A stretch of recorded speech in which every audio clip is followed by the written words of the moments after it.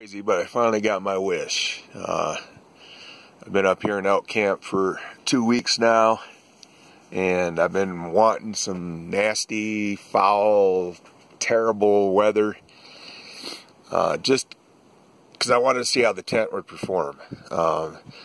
My tent last year, even though it was a cheap Walmart tent, it blew out in a 30-mile-an-hour wind.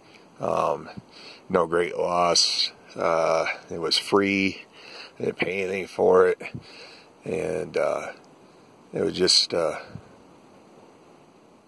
experiment that ended terribly. But I wanted some weather to really put this tent through its paces, and I got it. Right now it's calm, and probably about 3 o'clock this morning, the wind really picked up. It's been raining real hard since yesterday afternoon here, and no leaks.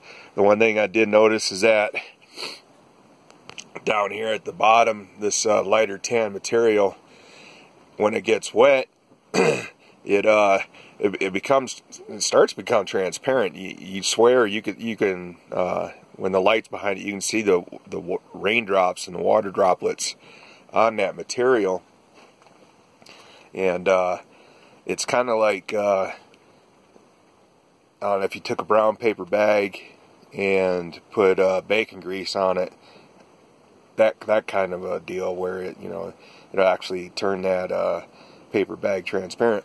By the way, little history here is how they used to. I don't want to say put window panes in, but that's how they used to make windows here in the frontier in the old days. In the cabins, they would get the wrapping paper from the general store and whatnot, and they would put bacon grease on it, and then they would use it as panes, small panes, because it would blow out in a heavy wind, in windows, because they didn't have glass, and it would allow enough light to come through to help light the cabin during the day. But right here is what I'm talking about. I know that looks soaking wet, but if you run your hand over it, the inside's dry. Okay, but it looks wet, but that's just from it's on the outside. But when you first see it, it'll kind of freak you out. You think your tent's leaking all over the place, but it's not. It's drier. Excuse me, it's drier than bone in here, and excuse me. But like I said, about 3 o'clock this afternoon, 3 o'clock this morning, the wind really picked up. It was blowing a steady probably a steady 35 miles an hour with gusts 50 to 60 miles an hour. And what I was mainly concerned about was my surround on this awning here, because it says in the directions, it says in a heavy wind, it recommends folding this awning, rolling it up, and tying it to the face of the tent and taking this screen down. Well, when a wind comes up suddenly, you don't want to be trying to do that anyway. If you get an unexpected wind, hell, you try to take this stuff apart in a wind, and you're just going to have all kinds of problems, especially 3 o'clock in the morning. And I had no intention of doing so. If it tore this surround up, they're $100. I'd have bought another one. But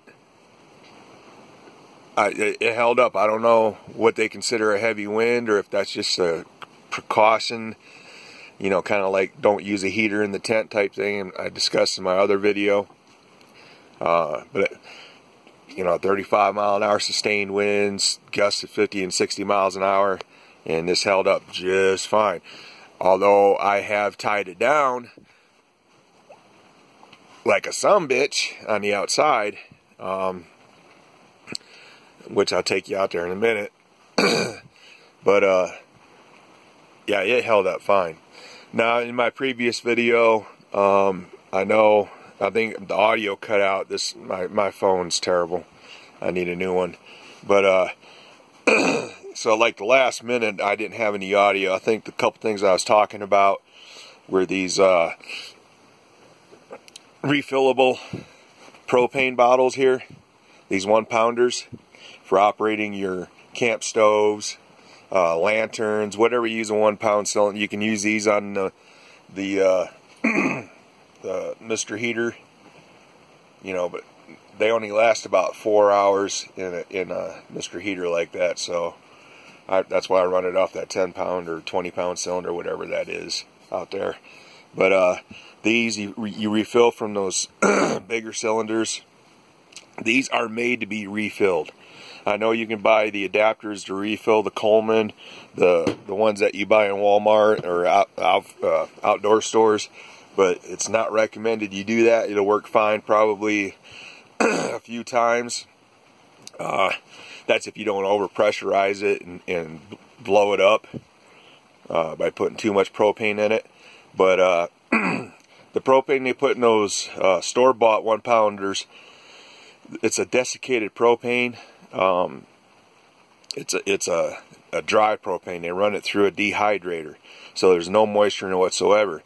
So they put it in those really thin steel bottles because it's a one-time use and you throw it away, which is a waste.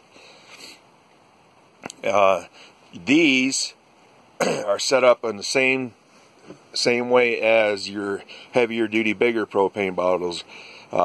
Thick steel, welded construction, and if you've ever seen the larger propane bottles filled at a distributor, they've got a vent in the top, and you know they're full when it starts spitting out liquid propane out of the vents around the top here. This is the same setup. I won't take you through everything on it, but you open that set screw right there. It's got a fill valve that these come with when you buy the kit, and you can't overfill it unless you forget to open that vent. And then you can, and you'll figure that out real quick, I suppose. But you open that vent when it starts spitting liquid propane. Shut the vent, close the valve. It's a quick release valve. It's not one you got to turn or whatnot, but so you just let go of the valve and it stops filling the bottle. Excuse me. I might be coming down with something. But anyway, you use those in place of your store-bought 1-pounders, and it's made by a company called Flame King. FlameKing.com. You used to be able to buy them on Amazon. They don't carry them anymore, but they are online. They're sold through Walmart, that I remember. So just look it up. It's well worth the price. It's a little bit expensive, but in the long run, if you do a lot of camping, hunting camps and whatnot, you're going to save a ton of money. And I've got 3 of them. You could buy the bottles just separately once you buy the kit with the valve. Just make sure you get the kit that comes with the valve that fits the commercially available 20-pound cylinders. I'm thinking they're 20-pound, the smaller propane cylinders that you saw outside in the earlier video.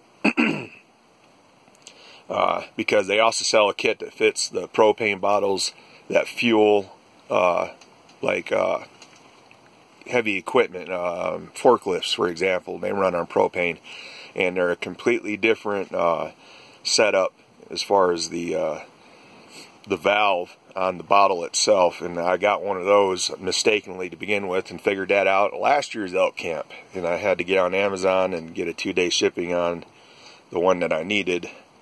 So be aware of that. But enough about that, but I highly recommend them. The other little gem I have discovered this year is this. It don't look like much, but I can't tell you the satisfaction of being on top of the mountain in elk camp and being able to bake biscuits, muffins, or any cake if you want, brownies, whatever you wanted to cook or bake. You can do it with this little bad boy right here. It's a Coleman folding oven, and I know it doesn't look like much, but it works. Highly recommend that. A lot of the reviews you're going to see says that this temperature dial right here is off by about 50 to 75 degrees. So hot, I would say. So if you got something like biscuits, you're going to bake them at 425. You want to keep your actual temperature reading on there at about 350 to 375. Damn, excuse me.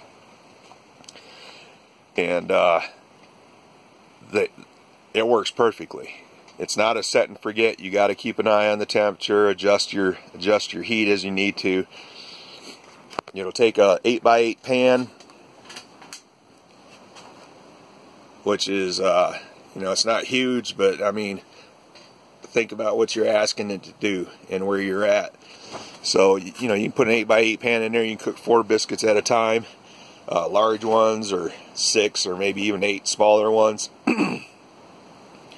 But it really works. Highly recommend it. We're going to go outside. Hopefully the microphone won't be too bad. What I want to do is show you the tarp that I put on since the last video.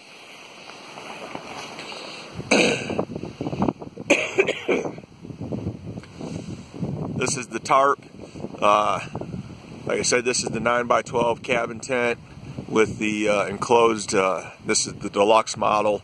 Comes with the awning and the enclosure. The enclosure I got for, like I said, it's $100 just buying it by itself, but they package dealed it. It's 20 bucks extra when you buy the deluxe cabin tent. The tarp is really important for any canvas tent for several reasons. The main one being to keep the UV light off of your canvas material, to keep it from dry rotting it or deteriorating the material. I know they say that they're treated or UV proof. Yeah, that you know, maybe for the occasional camper that's great, where you're going out at a weekend, maybe 3-4 times a summer, and that's it. But you know, I'll be set up here for a month, and my wife's going to use it for a week in October for a religious retreat. So yeah, the awning is very important. Even if you're just going out occasionally, this rain fly and this canvas, if you're going out to the woods, you definitely want to use it. If you're going to be camped under trees, especially pine trees and spruce trees, all trees, that, you know, they exude a sap continuously. They get wounded in the bark, and they'll exude a sap to close the wound. If it's the heat of the summer, the leaves will actually sweat. A lot of trees, the leaves will sweat a sap, and it'll get all over your canvas. But if you're in the piney woods, the spruce woods, then you're going to get pine tar and you know, everything else. Pine cones will be hitting it, but the pine tar especially, you want to keep that off your canvas. And I'm surprised that the tarp survived. I'll be honest with you. I mean, it was blowing really hard last night. The smart thing that I did is that I use these toggles. They're just pieces of twigs, and it helps spread the force out, the pulling force across a wider area, so it's not pulling just on the eye itself so much. You know, keep it from ripping out. I got this tarp on Amazon. Like I said, I think it's a 16 by 20, and it's a little bit short on the one end. I might probably get a bigger one.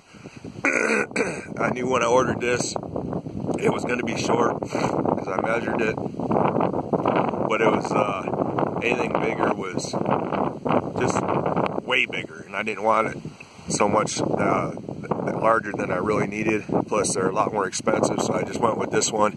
The main thing I was concerned about was protecting the main tent here. So yeah, to me that's very important. Even if these tents, or excuse me, this awning or a rain fly gets tore up and whatnot. I know a lot of outfitters, they use the blue ones and whatnot, and they don't even keep them for the next year. They, you know, when they're packing up camp, they'll if they don't want to pack it out, they'll have a fire going and they'll just throw this tarp on the fire and let it burn up. It'll burn up to nothing. Not the most environmentally friendly, because I'm sure it puts out a lot of pollutants. But that's what they do. If they don't want to haul it out with them and take it to a landfill or keep it for the next year, that they just burn them up. And you can see when I was talking about how I tied these all down really well, I wanted to make sure that this tent, especially this front part, wasn't going to move. So I don't recall any instructions where it said to tie things down at. I know that I still got more rope. That these white ones, they come with the tent. This paracord here, this orange paracord, I bought that at Walmart because, like I said, I knew I was going to need extra tie downs. But and the instructions of the tent, I don't recall it actually saying where to tie it down. So at the tops of the poles, I went ahead and put tie downs on there, and there are loops on the canvas top right there that I use for tie down points, which I'm pretty sure that's what those are for anyway. And I tied down the frame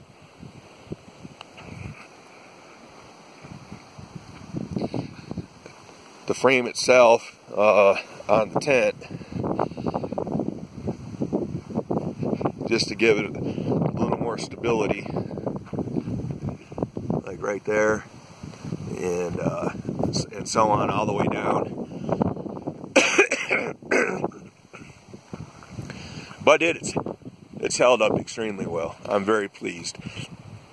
The only thing that I would recommend to the manufacturer, I wish they had done, wow, just stepping in here is a big change in temperature. Just running that heater and leaving this door open, it's a lot warmer in here than it is outside. But the only thing I wish they had done is these panels, the side surround screen, it's attached to the frame with these Velcro straps, and I don't know, I wish there was more of them.